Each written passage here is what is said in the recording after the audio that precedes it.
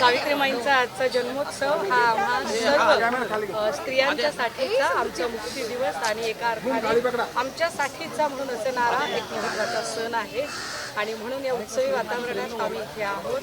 पण निश्चितपणे एक उणीव जाणवते, पण पुन्हा सावित्रीमाई आमच्यासमोर दीपस्तंभासारख्या उभ्या राहतात.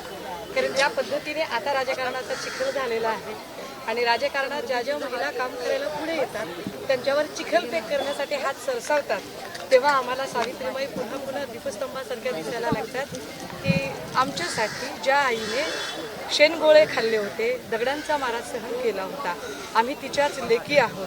त्यामुळे चिखलफेक, शेणगोळे, दगड, काय जे काही ट्रोलिंगचा नवा प्रकार म्हणून जे काही होते त्याला न जुमानता या महाराष्ट्राच्या बेटरमेंटसाठी आम्ही काम करत राहू आणि त्यासाठीचा आदर्श म्हणून आज इथे अभिवादन करायचं. आज रुपालीताई पाटील यांच्यावर तुम्ही फेरा घेतला, इतर पक्ष पण तुम्ही आता एकत्र येतात, काय वाटतं? नाही, इथे रुपालीताई काही मी पक्षाच्या म्हणून अजिबात त्यांना बघत नाहीये. राजकारणाच्या पलीकडे आपली चांगली मैत्री असू शकते आणि इथे आम्ही सगळ्या सावित्रीच्या लेकी आहोत. त्यामुळे एक आनंद साजरा करण्यासाठी एकत्रित आलोय. त्यामुळे या प्रिमायसेसमध्ये राजकारण किंवा पक्षीय अभिनिवेश आणण्याचं काहीच कारण नाही. मोदींचं तुफान महाराष्ट्र महाविकास आघाडी पालकमंत्र्यांसाठी उडून जाणार नाही, त्या तुफानामध्ये 70,000 कोटीचं सिंचन घोटाळा उडून जाणार का ते पण जरा एकदा तपासलं पाहिजे. बाकी त्या तुफानामध्ये ज्यांच्यावर आरोप केले आणि जे आता त्यांच्या मांडीवर अंगाखांद्यावर येऊन बसलेले आहेत त्यांना त्या तुफानात किती आश्रय मिळणार हे जास्त महत्त्वाचं आहे असं मला वाटतं.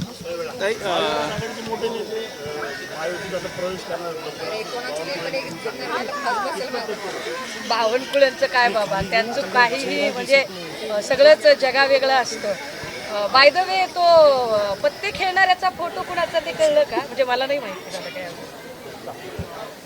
ताई, राष्ट्रवादी काँग्रेस आणि भाजप यांच्यामध्ये कोण छोटं कोण मोठं असा वाद सुरू आहे. आत्ता काही वेळापूर्वी मुंबईत त्यांची संयुक्त पत्रकार परिषद झाली महायुतीची, तर मध्यभागी सुनील तटकरे बसत असताना बावनकुळेंनी त्यांना उठवलं आणि शेजारच्या खुर्चीवर बसलं आणि स्वतः ते मध्यभागी बसले. म्हणजे तेच लिडिंग किंवा ड्रायव्हिंग पोझिशनला असं त्यांनी सूचित केलेलं आहे. काय सांगा? मला असं वाटतं की अजितदादा गटाच्या बद्दल काहीही प्रश्न असतील तर त्यांचे प्रवक्ते त्यावरती अधिक जास्त अधिकृतपणे प्रतिक्रिया देऊ शकतात.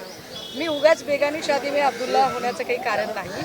माझ्या पक्षाच्या संबंधाने जर प्रश्न असेल तर निश्चितपणे मी त्याची उत्तरं द्यावी.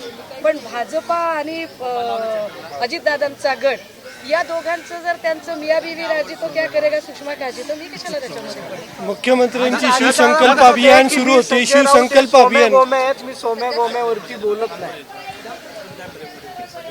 हे बघा, इतरांना हीन लेखणे ही भाजपाची संस्कृती आहे. अजितदादांबद्दल आम्हाला प्रचंड आदर आहे आणि दादा असे नाही, परंतु कधी कधी असं होऊ शकतं की भाजपाच्या संगतीला गेल्यावर थोडेसे एखाद दुसरा भाजपचा गुण होऊ शकतो, पण मी त्यावरती काही भाष्य करू नये. मी लहान माणूस. मुख्यमंत्री भाजपकडून सांगितलं राऊत म्हणतात की ईव्हीएम हे मुमकिन आहे. नाही, आम्ही असं सांगत आहोत की जर भाजपाला स्वतःच्या कर्तृत्वावर आणि भारतात त्यांनी आत्तापर्यंत जे काही केलं त्यावर जर विश्वास असेल तर भाजपा ईव्हीएमच्या आधारे निवडणुका का लढत आहे? ज्या देशांनी ईव्हीएम मशीन तयार केलं त्या देशांनी सुद्धा ईव्हीएम नाकारलं. नोटबंदीच्या काळामध्ये तुम्ही करोडो एका माणसाचे करोडो नोट मोजल्या तुम्ही. अगर आप हमारे नोट गिन सकते हो तो आपको हमारे वोट भी गिनने ही पड़ेंगे.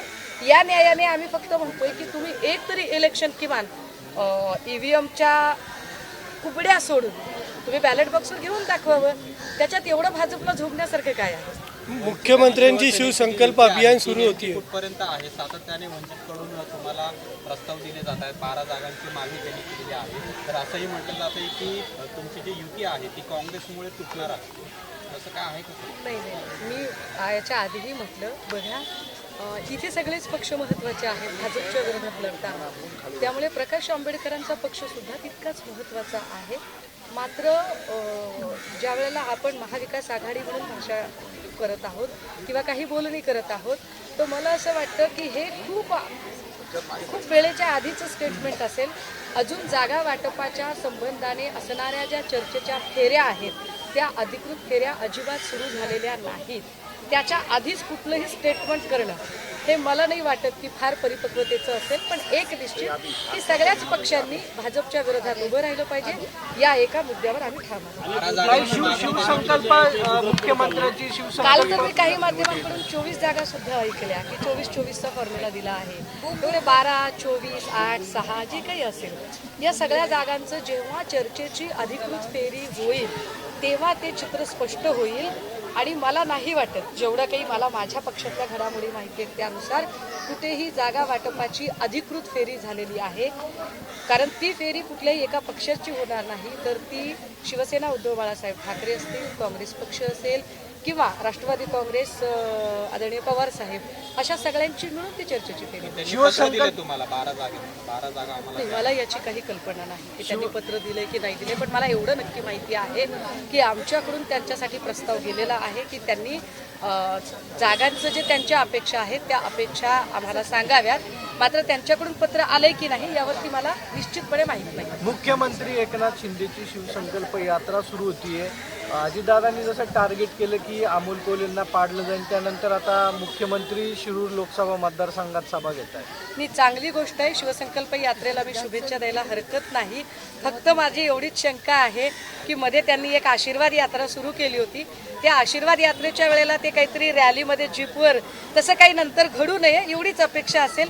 बाकी त्यांच्या यात्रेला माझ्या शुभेच्छा. शिवाजीराव आढळराव पाटील हे राष्ट्रवादीकडनं लढण्याची चर्चा आता सध्या तिकडे त्या शिरूर लोकसभा मतदारसंघात केली जात आहे. मात्र एकूणच आपल्याच एकाच युतीमध्ये राहून आपापल्याच पक्षाचे नेते खेचणं हा कुठला नवीन डाव असू शकतो का? काय आहे ना दादा, आमच्या गावाकडे एक म्हण आहे, बाजारात तुरी आणि भटभटिनीला मारी वरण घट करायचं की पातळ करायचं. अहो अजून तुरीचं पीक आलं नाही, तूर खळ्यातच आहे, घरी आली नाही, डाळ झाली नाही, शिजायला घातलं नाही, तोपर्यंत ते कोणत्या प्रकारचं वरण होणार आहे यावरती आपण भाष्य करणं किती अपरिपक्वता असेल. मला नाही वाटत की त्यावर मी काही भाष्य करेन. नवीन वर्षाचा काय संकल्प आहे तुमचा? काय संकल्प आहे? नवीन वर्षातला माझा संकल्प मी शेअर केलाय की यावेळेला सामाजिक स्वास्थ्याची लढाई आम्ही नेहमी लढतोय. पण सामाजिक स्वास्थ्य जपत असताना स्वतःचं वैयक्तिक स्वास्थ्य सुद्धा जपायला हवं. त्यामुळे व्यायाम अजून जरा अर्धा तास त्याच्यात जास्त वाढवायचा ठरवलेला आहे. माझी 2 पुस्तकं प्रकाशित व्हायची राहिली होती ती या नवीन वर्षात मला प्रकाशित करायची आहेत. आणि अर्थातच सन्माननीय उद्धव साहेबांना पुन्हा एकदा वर्षावर स्थापित करणे हा चांद्यापासून बांद्यापर्यंतच्या आम्हा सगळ्या शिवसैनिकांचा एक संकल्प असतो. उद्धव ठाकरे तुम्हाला आमदार होणं गरजेचं आहे का? तुम्ही इच्छुक आहे का? काय आहे दादा, उगाच गरीब माणसाच्या विकेटी काढू नका. मी लहान माणूस आहे. माझ्या पक्षाने जो कुठला आदेश देईल तो आदेश मी पूर्ण करायचा आहे. आणि नाही तुम्ही डिपॉझिट भरा, मी तयारी करते. कारण मी तर लहान माणूस आहे, माझ्याकडे काही डिपॉझिटला पण पैसे नाहीत हे मी आधी पण सांगून झालेलं आहे. मी एक निष्ठावंत शिवसैनिक आहे. पक्षप्रमुखांनी जो कुठला आदेश देईल तो पाळायचा एवढं माझ्या हातात आहे. काही राम मंदिराच्या निमंत्रणासंदर्भात चर्चा सुरू आहेत. एका साईडला बेरोजगारीचा प्रश्न आहे, राम मंदिराचा मुद्दा समोर केला जातोय, कलेश यात्रा सगळीकडे फिरवल्या जात आहेत. हे सगळे निवडणुकीच्या रंगीत तालिका सगळी राम मंदिर. आपल्या ज्या हिंदू धर्म संस्कृतीचं जे तत्वज्ञान आहे त्यातला सगळ्यात मोठा सार हा आहे की रोम रोम में राम बसे है. राम सगळीकडे चराचरात व्याप्त आहे. तुमच्या माझ्यातला राम वजा केला की फक्त बॉडी म्हणवली जाईल. राम सगळीकडे आहे. त्यामुळे कुणी निमंत्रण दिलं नाही दिलं, कुणी जाणीवपूर्वक त्याचं राजकीय सूडभावना आणि राजकीय भांडवल केलं म्हणून आम्ही त्याच्यात त्रागा करण्याचं काहीच कारण नाही. मला उलट असं वाटतं की त्यांना खरंच राम मंदिर आणि रामावर श्रद्धा असती तर त्यांनी रामनवमीला त्याची प्राणप्रतिष्ठा करण्याचे ठरवले असते. मात्र रामनवमीच्या ऐवजी ते आत्ता करतात. याचा अर्थ भाजपाला राम राजकीय प्रचाराचा नारळ फोडण्यासाठी हवा आहे. आणि फक्त ज्यांना कर्तृत्व दाखवता येत नाही ते राम मंदिराचं भांडवल करत आहेत. चाललेलं आहे परत एक उद्योग आता पानबुडी. खरं तर हे सगळे प्रश्न तुम्ही आदरणीय दादांना सुद्धा विचारायला हवेत. कारण दादा विकासासाठी तिकडे गेलेले आहेत. त्यामुळे महानंद प्रकल्प तिकडे गेल्यानंतर महाराष्ट्राचा कसा विकास होईल हे आपल्या सगळ्यांच्या लक्षात यायला पाहिजे. उदय सामंत सारखी माणसं जी म्हणतात की आम्ही महाराष्ट्राची अस्मिता जपणारे आहोत, तेव्हा हे सगळे टेस्ला पाणबुडीचा प्रकल्प असेल किंवा महानंद प्रकल्पाचं संपूर्ण प्रशासकीय कंट्रोल असेल, हे जेव्हा गुजरातला जातं तर त्यावेळेला सत्तेत असणारे लोक जी विकासाची भाषा करतायत त्यांना विचारलं जास्त योग्य ठरेल. महामेळावा सुरू होणार आहे महायुतीचा. फडणवीस असणार एकनाथ शिंदे कसं बघतात? मी तुम्हाला आठवण करून दिली पाहिजे, त्यांनी मध्ये एक सावरकर गौरव यात्रा काढली होती. खरं तर ती अदानी बचाव यात्रा होती. त्या सावरकर गौरव यात्रेला संभाजीनगरमध्ये फक्त 28 लोक हजर होते. मी आशीर्वाद यात्रेचं मगाशी उदाहरण सांगितलं. त्या आशीर्वाद यात्रेची पहिलीच रॅली ते जीपच्या प्रकरणामुळे सगळी म्हणजे अगदी काय म्हणता येईल प्रदूषित झाली आणि ते थांबून गेलं. त्यामुळे आणि आता तिसरं त्यांनी काहीतरी ते संकल्प रथयात्रा सुरू केली. गावागावात लोकांनी अक्षरशः त्यांना शिव्या घालून माघारी परतवून लावलं. तरीही जर त्यांची हौस फिटली नसेल तर अजून एखादी यात्रा त्यांनी नक्की काढावी आणि महाराष्ट्राची जनता त्यांना काय उत्तर देते ते त्यांनी बघावं. केसरकर आहेत मंत्री, त्यांनी म्हटलंय की युती तुटण्यामध्ये 2014ला आदित्य ठाकरे यांचा मोठा वाटा होता आणि त्यांच्यामुळेच युती तुटलेली आहे. केसरकर बिचारे खूप काम करतात 22 तास, त्यामुळे ते काय बोलतात त्यांच्याकडे लक्षात राहत नाही. हेच केसरकर साहेब राष्ट्रवादीसोबत आम्ही कसे राहू शकतो असे म्हणत होते, पण दादा सत्तेत गेल्यानंतर हेच केसरकर साहेब दादांच्या जीपच्या मागे असे काही पळत होते की मला वाईट वाटत होतं की शुकशुक केल्यावर कसं पळतात माणसं, तशी ती पळत होते. त्यामुळे केसरकरांसारख्यांवर आपण भाष्य करू नये. काही राजस्थानमधला प्रश्न आहे. राजस्थानचे मंत्री गेहलोत आहेत, त्यांनी त्यांच्या कार्यालयातला महात्मा गांधी आणि बाबासाहेब आंबेडकर यांचे फोटो काढलेत आणि हेडगेवार आणि RSS मधले जे व्यक्ती होत्या त्यांचे फोटो तिथं लावले. हे मी खूप आधी म्हटलेलं आहे की भाजपाला इथले सगळेच महापुरुष मोडीत काढायचे आहेत. जेव्हा भगतसिंग कोश्यारी किंवा प्रसाद लाड किंवा चंद्रकांत पाटील किंवा इथले एकूण भाजपाची माणसं जेव्हा वारंवार फुले शाहू आंबेडकर आणि एकूण या राज्याची या राष्ट्राची आधारशिला आधारपुरुष असणाऱ्या लोकांबद्दल विचित्र वक्तव्य करत होती, आम्ही तेव्हाही सांगत होतो की भाजपाला त्यांचे नवे आयकॉन स्थापित करायचे आहेत. ते नवे आयकॉन हे हेडगेवार आणि गोळवलकर आहेत. हे जास्त ताई, एक अदानींच्या विरोधात तुमच्या शिवसेना उद्धव ठाकरे गटानं मोठा मोर्चा काढला होता. सुप्रीम कोर्टाने आता निर्णय दिलेला आहे की हिडेनबर्ग प्रकरणामध्ये SIT स्थापनेची गरज नाही. अदालत भी तुम्हारी, वकील भी तुम्हारे, जजमेंट भी तुम्हारा. आम्ही आपले सगळे लोकशाही हिंदीत झालेल्या त्या दामिनीसारखे, पण ठीक आहे, लढणं आमचं काम आहे, आम्ही लढत राहतो. मराठा आरक्षणाचा प्रश्न आहे. काल असा निर्णय घेण्यात आला की घरोघरी जाऊन मराठा आरक्षणासंदर्भात जे सर्वेक्षण आहे ते केलं जाईल. या बैठकीसाठी मुख्यमंत्री आणि उपमुख्यमंत्री उपस्थित होते आणि असंही म्हटलं जात आहे की ओपनमध्ये जे ब्राह्मण असतील राजकीय असतील या सगळ्यांमध्ये त्यांच्याशी त्यांची तुलना केली जाणार आहे. तर हे कुठल्या समाजांना फेअर ट्रीटमेंट ही आहे का असं म्हणता येईल का? आणि या निर्णयात मुळात आपल्याकडे आरक्षण देण्याची जी एकूण प्रक्रिया असते त्या प्रक्रियेमध्ये जी कालच्या मीटिंगमध्ये जी चर्चिली गेलेली तुम्ही सांगताय जी प्रक्रिया आहे ती कुठेच बसत नाही. सरळ साधी गोष्ट आहे. आरक्षण हा मुद्दा 102व्या 103व्या घटना दुरुस्तीनुसार केंद्राकडे वर्ग करण्यात आलेला आहे. या तीनही पक्षांच्या नेत्यांनी इथे नुरा कुस्ती लावण्यापेक्षा इथे भांडणं करण्यापेक्षा आधी पहिला एक ठराव घ्यायला पाहिजे होता की भुजबळ आणि जरांगे यांनी एकमेकांवर बोलू नये. यावरती आपापल्या पक्षांनी ठामपणे भूमिका घेणं गरजेचं आहे. दुसरी गोष्ट अशी की तुम्ही एक असेंब्ली रिझोल्युशन पास करा आणि ते केंद्राकडे पाठवा. केंद्राने त्याच्यावरती स्पेशल अधिवेशन बोलवावं. इतकी साधी सोपी प्रक्रिया असताना जाणीवपूर्वक यांना इलेक्शनच्या आधी काहीच करायचं नाहीये. त्यामुळे तारखांवर तारखा पडत राहतात, तारखा वाढत राहतात आणि इथलं सामाजिक तणाव वाढवत ठेवणे एवढेच यांना करणे आहे. कारण भाजपला माहिती आहे गरिबी, बेरोजगारी, आरोग्य किंवा इथली कंत्राटी भरती, गृह खातं, महिला सुरक्षा, शेतकऱ्यांचे प्रश्न या सगळ्यांवर भाजपा पर्यायाने देवेंद्र फडणवीसांच्या नेतृत्वाखालचा महाराष्ट्रातली एकूण भाजपा सपशेल अपयशी ठरलेली आहे. तसेच शिंदे साहेबही अपयशी ठरलेले आहेत. त्यामुळे त्यांना या सगळ्या टॅक्टिक्स करणं काळाची गरज आहे. शिंदे गट, भाजप, अजित पवार गट यांच्यामध्ये लोकसभेच्या निवडणुकीवरून किंवा जागा वाटपावरून रस्सीखेच सुरू आहे. उदाहरण सिंधुदुर्ग तळकोकणातल्या एका जागेचं आहे. याच त्यांच्या रस्सीखेच किंवा वादामध्ये ठाकरे गटाचा किंवा शिवसेनेचा फायदा होईल? नाही म्हणजे काय म्हणता येईल त्याला, गाय मरावी आणि आपल्याला काहीतरी मिळावं किंवा एखादं ढोर मरावं आणि आपल्याला मिळावं अशी मड्याच्या टाळूवरचं लोणी खाण्याची भावना शिवसेना उद्धव बाळासाहेब ठाकरे पक्षाची कधीही नाही. आम्ही लढतोय आमच्या कर्तृत्वावर, आमच्या हिमतीवर आणि आमच्यावर असणाऱ्या विश्वासावर आम्ही लढत आहोत. त्यामुळे त्यांचं काय होतंय तिघांचं ते त्यांचं त्यांनी बघावं. आम्ही त्याच्यात लक्ष घालायची गरज नाही.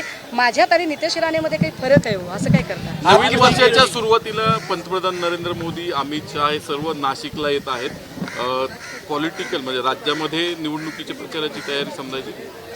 नाही, मला असं वाटतं की मोदीजींना खरंच काही लोकांचे प्रश्न सोडवायचे असतील तर सारखं देवस्थळांच्या ठिकाणी काय येत आहे तुम्ही? कधीतरी मेळघाटच्या कुपोषित लोकांना पण भेटीगाठी द्या ना. कधीतरी दलित वस्त्यांमधल्या लोकांचं जगणं काय आहे ते जगणं बघा. कधीतरी ठाणे शहापूरच्या पुढच्या आदिवासी लेकरांचं काय चाललेले आहे, त्यांना शिक्षणासाठी शाळेतले बाग तरी मिळत आहेत का, यावरती बघा. दरवेळेला यायचं आणि कुठल्या तरी मंदिरात यायचं आणि धर्माचं राजकारण करायचं, हे त्यांनी जरा बंद केलं पाहिजे. शेवटचा प्रश्न, अबकी बार 400 पार अशी घोषणा भाजपनं मोदी सरकारनं दिलेली आहे. तुमची काय प्रतिक्रिया, जातील 400च्या पलीकडे? काय आहे सध्याचं वातावरण बघता अबकी बार जो बायडेन के भी पार अशी सुद्धा घोषणा ते देऊ शकतात. ज्यांनी स्वायत्त यंत्रणा सगळ्या विकत घेतलेल्या आहेत त्यांच्याकडून कुठल्याही घोषणा येऊ शकतात. आम्ही मात्र लोकलढा लढत आहोत. नवनीत राणा भाजपच्या तिकिटावर लढणार आहे आणि इतका सारा मुद्दा केला. राणाबाईंनी ना भाजपच्या सोडा, राणाबाईंनी अक्षरशः मी म्हणते ना जो बायडेन किंवा अजून काही ज्यांच्याकडून ट्रम्प तात्याकडून तिकीट आणू द्या, राणाबाई पडणार म्हणजे पडणार. काळ्या दगडावर रेस्कोर्सची जागा जी आहे ती बळकावण्याचा प्रयत्न होतो असा आरोप आदित्य ठाकरेंनी केला. त्यामध्ये मुख्यमंत्री साथ देत असल्याचं आदित्य ठाकरे सांगले. नाही, सन्माननीय मुख्यमंत्री महोदयांनी अशा अनेक जागा बळकावून भाजपाचं भलं करण्याचा प्रयत्न केलेला आहे. त्यामुळे आमचे नेते सन्माननीय आदित्यजींनी जो मुद्दा उपस्थित केला तो अत्यंत रास्त आहे आणि त्याच्याशी आम्ही सहमतच आहोत आणि त्यावर आमचा लढा चालू आहे. थँक्यू.